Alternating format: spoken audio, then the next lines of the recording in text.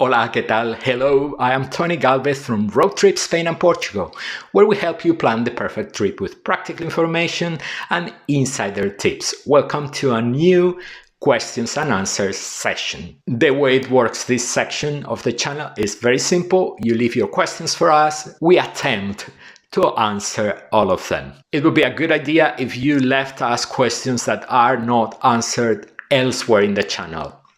If you want to know how to leave Madrid airport, there's a specific video on the topic. And if you leave a question there, you will have an answer within 24 hours. We are not publishing questions and answers videos every week. It is more or less every 2 months. So if you leave a question for us on a questions and answers video, it will take a while for you to get a reply. Very important, our next Q&A session will air somewhere in mid-October. So if you're traveling to Spain in September, don't leave us a question as it won't get an answer before your trip.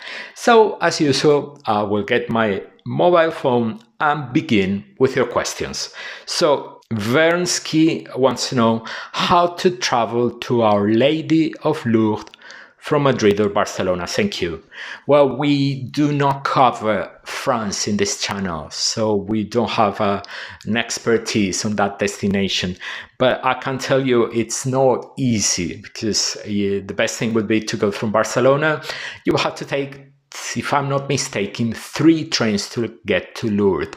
The alternative would be to rent a car in Barcelona. That would be the easiest way to get to your destination. Determined 34. Hi Tony, traveling to Barcelona and staying 5 days in November before a cruise. What is your advice for main sites and places to eat? We're staying in the Gothic Quarter. Cheers from Australia. Big regards to Australia. And we have a video, we have several videos on Barcelona, quite a lot of videos on Barcelona in the channel. We're going to leave in the description of this one a video with the highlights of Barcelona and a couple of videos on food in Barcelona. Every time we mention a site or a video, you will find the link in the first comment below the video. And do not miss our video on how to get to the cruise terminal. I'm sure it will be quite helpful. And actually, we are embarking on a cruise ship in Barcelona in November. Who knows, we might be on the same boat. Stacy, Tony, we're looking to take a taxi from Cruzport to El Masnou. Any suggestions on who to book? No suggestions. Taxis in Barcelona are all the same, so get whatever taxi is on the taxi rank waiting for passengers leaving the cruise ship. Calvin, hi Tony, thank you for your awesome tips. Thank you, Calvin. Especially the correct sites to buying tickets for Barcelona attractions. Do you also have similar booking sites for high-speed trains? There are many rail brokers, Rail Ninja, Trainline, Omio, that show schedule and price for multiple operators. Which would you recommend? I am planning to go from Madrid to Bilbao in a few months. Hope you will do a video on Bilbao soon. The site we recommend is the Trainline, and we have a video in the channel where we explain how it works. The Trainline specializes just on train tickets, and we've been using it for a decade. We've never ever had a problem with them, so that's the website we recommend. And as for Bilbao, yes, we hope to have time soon to produce that video, okay? Barking Schnauzer. Hi Tony, thank you very much for this Q&A video, very interesting as always. A small question from my side. Do you have any recommendations for the Mar Menor area sightseeing? Planning to go next year and was wondering what would be worth a visit in your area and how much in advance I should make any bookings. Thank you very much already in advance.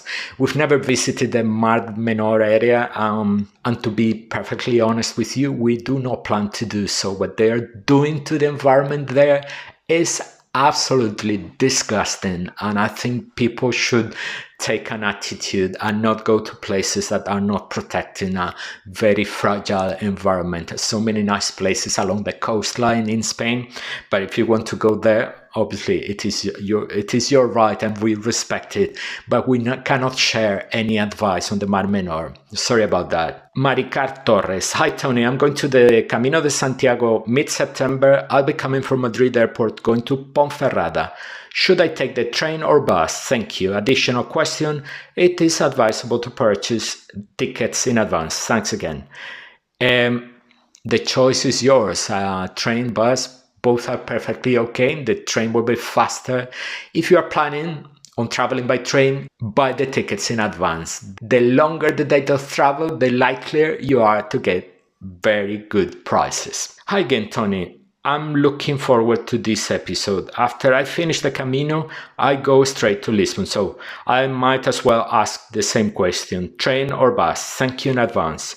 Well, from Santiago, if you just want to go from Santiago to Lisbon, we would fly. There is no other direct transport. You will have to take a train to Vigo, a train to Porto, and a train from Porto to Lisbon, or a bus taking you through the route. First Porto and then Lisbon. C bar 504. Hi Tony, we will be visiting Spain in November for 12 days.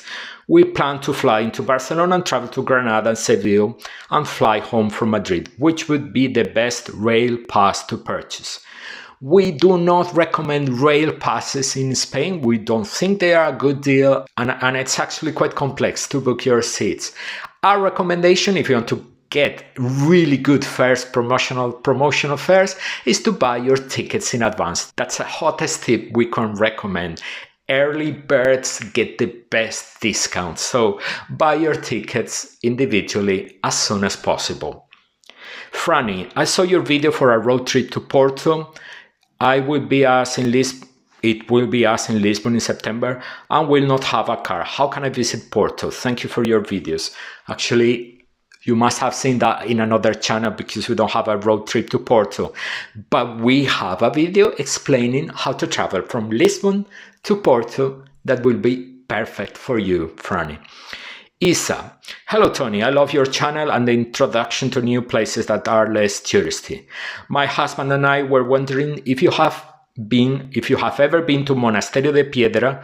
The monastery turned hotel looks beautiful, but the historical park on the premises has definitely piqued our interest. Any thoughts would be appreciated. Thanks for all you do. Spain is wonderful. We do not have a video on the Monastery de Piedra. We are unlikely to do one because very few people demand that information, but we have been there, so we will try to help you. It is very nice. It is really nice, in particular in spring, summer. Although in summer it can get really, really crowded. But the part that we find more interesting is the actual park rather than the historical site, which is okay as well. If you have a car, it's a very easy day trip from Zaragoza. Betsy, hi Tony, inspiring and informative vlogs. Thank you, Betsy. Can you please provide a comprehensive list for attractions in Barcelona you recommend where tickets need to be purchased ahead of time? We are visiting Spain for a week and want to be fully prepared. Thank you. There are so many tourists in Spain right now, so we feel tempted to say everywhere, book your tickets in advance everywhere. But specifically in the case of Barcelona, you really must buy your tickets in advance for the Sagrada Familia and for the Park Güell. Those would be the two places where you must arrive with your ticket bought in advance. Cherwinsi, sorry if I pronounced it wrong. Hi Tony, greetings from the Philippines. Big hug to the Philippines. We're planning to visit Barcelona Holy Week 2024. Will the shops and tourist spots be closed during that time? It's quite interesting because Holy Week, Easter week has really no impact in Barcelona at all because there is no tradition of celebrating Semana Santa as it happens in other cities of Spain. However, during the bank holidays, most shops will be closed, but tourist shops and absolutely every single attraction will be business as usual. Hannah, hello Tony, I'm glad I found a vlog like yours that's full of information. We're going to Portugal and Spain in October. Thank you, Hannah. I would like to ask you if it's worth it to do a day trip to Montserrat all the way from Madrid. Thank you so much and good luck to your channel. Thanks, Hannah. Absolutely not. Do not do that day trip from Madrid. Do it from Barcelona. There are many, many interesting places near Madrid. In case you haven't seen it, we're going to leave you a link to the video we did with the best day trips from Madrid, which would not include Montserrat. Youssef, need your help, please. Need to go from Madrid Airport, Terminal 2, to our accommodation, Hotel Preciados. My wife cannot walk much as she had a surgery for full knee replacement. Thank you. Youssef, we have a video on how to leave the airport, and we recommend you either take a taxi or a ride-sharing service. In the case of Madrid Airport, it can be Bolt, Cabify, or Uber. MATR. We love your videos and have been watching them. We will be coming to Madrid in September. We also want to do Sevilla, Toledo, Granada, Malaga, and Cordoba. Are we planning too much for only 3 weeks? No, we don't think you are planning too much. We have a video we published recently with our advice on the minimum amount of time you should dedicate to the most important cities in Spain. All the cities you intend to visit are mentioned in that video. Have a look and you will see you have a reasonable amount of time for your trip. Café Grendel. Hello Tony, and thank you so much for your helpful vlogs. Thank you. We're staying very close to the Recinte Modernista de Sant Pau in Barcelona at the end of August and would love to find some good food and vermouth in that area. Do you have any recommendations for places in that part of the city? We don't have anything yet on that part of the city. We're sorry. And the part near the Sagrada Familia is full of touristy places we would not recommend.